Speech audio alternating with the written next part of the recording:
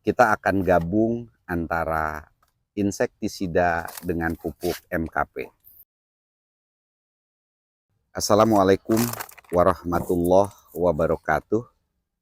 Salam sehat untuk kita semua.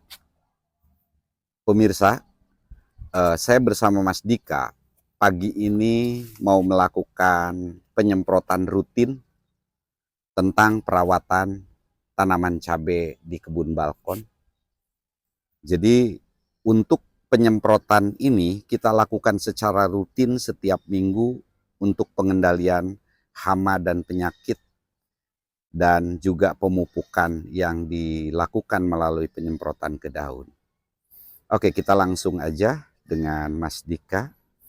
Mas Dika, untuk hari ini insektisida yang digunakan apa? Elestal. Ini Elestal yang digunakan dan ini adalah perekatnya ya. Perekat dan penembus. Kita gunakan Elestal itu karena untuk mengendalikan aneka macam hama yang ada di tanaman cabai. Jadi pada penyemprotan sebelumnya sudah kita jelaskan juga, dan usahakan minimal ada 2 merek yang berbeda atau 2 bahan aktif yang berbeda supaya bisa bergantian. Jadi untuk hari ini kita lakukan penyemprotan dengan Elestal dan sekaligus ini mau dilakukan pemupukannya Mas Dika. Penambahan MKP karena tanaman cabai ini sudah memasuki fase generatif, jadi sekaligus supaya efisien dalam pengerjaannya kita akan gabung antara insektisida dengan pupuk MKP. Kalaupun tidak ada MKP, banyak pupuk-pupuk untuk fase generatif itu.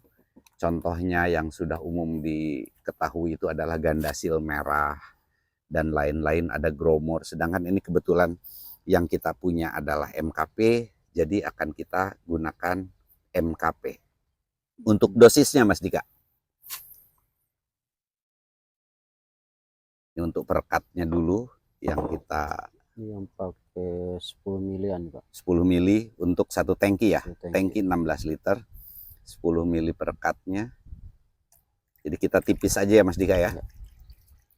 Kemudian ini Elestal ini bukan cair ya, ini bubuk dan dia cukup bagus. Kita udah coba di tanaman cabai yang terkena keriting tuh hasilnya bagus ya Mas Dika. Nah ini Elestal bubuk kita gunakan 1 sendok. 1 sendok cukup. 1 sendok seperti ini untuk 16 liter. Jadi kalau nanti yang hanya menggunakan sedikit bisa dikira-kira aja, jangan terlalu banyak. Elestalnya udah, kemudian dicampur dengan sekalian pemupukannya Mas Dika, biar 1 kali pengerjaan tidak terlalu repot. Untuk MKP cukup 2 sendok Pak. Untuk MKP per tangki kita kasih cuma 2 sendok. Nah, seperti ini. Sudah siap dilarutkan. Nah nanti sambil penyemprotan akan saya lebih jelaskan lagi untuk pengendalian hama tanaman cabai yang kita tanam. Kenapa kami menggunakan pestisida? Karena memang jumlah di sini kan seperti di kebun umum, ini kurang lebih 1.200 sampai 1.500 polybag. Kalau kita tanam di rumah, mungkin masih bisa kita kendalikan hama dan penyakit itu dengan bahan-bahan organik yang ada di rumah. Nah ini karena jumlahnya banyak, jadi saya khawatir sehingga kita lakukan penyemprotan dengan menggunakan pestisida seperti ini, sebagaimana para petani lakukan di kebun. Untuk tanaman cabai sendiri sekarang sudah berumur 1 bulan lebih ya Mas Dika ya. 40 hari ada ya? Ini 45. Ini udah 45, udah mulai pada berbunga, dan disinilah kita sudah mulai berpikir baik pupuk ataupun pengendalian hama dan penyakit itu di fase generatif. Pengadukan udah selesai, langsung kita isikan ke tangki penyemprotan. Jangan lupa saringan selalu dipasang kalau kita mau mengisi pestisida supaya kotoran-kotoran yang menyumbat sprayer itu sendiri tidak terjadi. Jadi sekali lagi bahwa ini adalah penyemprotan yang rutin kita lakukan secara berganti-ganti untuk mengendalikan hama dan penyakit tanaman. Insya Allah nanti akan kita review, kita jelaskan bahwa dalam review itu nanti bagaimana cara merawat fase vegetatif, kemudian cara merawat pada fase generatif. Akan kita review perlakuan-perlakuan setiap minggu yang kita lakukan, termasuk masalah pemupukan. Karena ada perbedaan perlakuan ketika fase vegetatif dan fase generatif. Terutama yang sangat berbeda adalah pemupukan. Kemudian penyemprotan secara rutin seperti ini. Ini adalah yang ketiga yang kita lakukan ya Mas Dika? Kali. Ketiga kali penyemprotan sampai umur. Jadi sebenarnya tidak setiap minggu ini. Oke.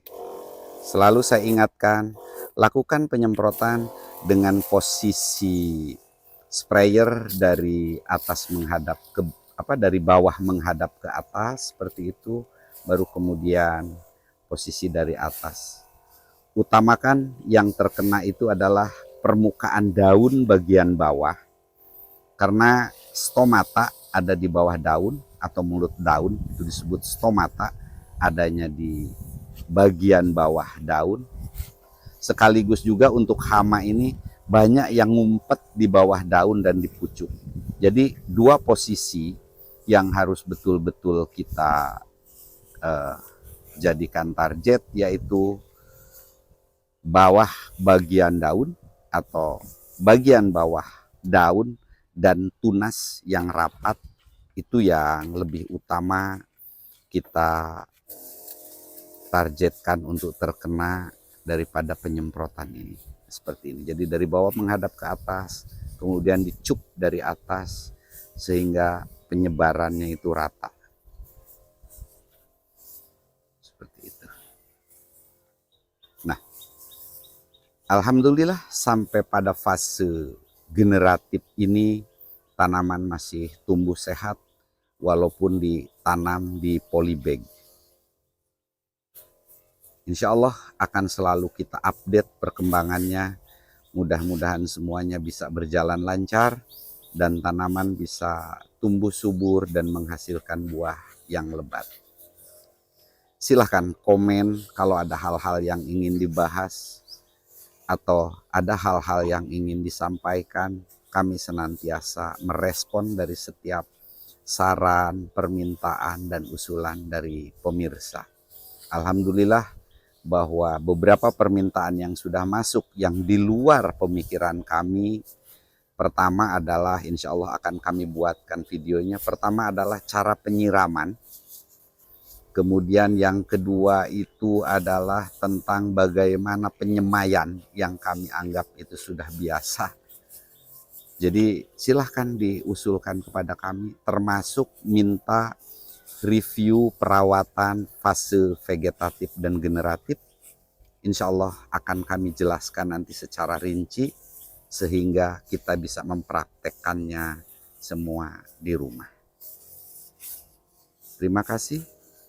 Saya bersama Mas Dika undur diri. Sampai jumpa pada video-video berikutnya.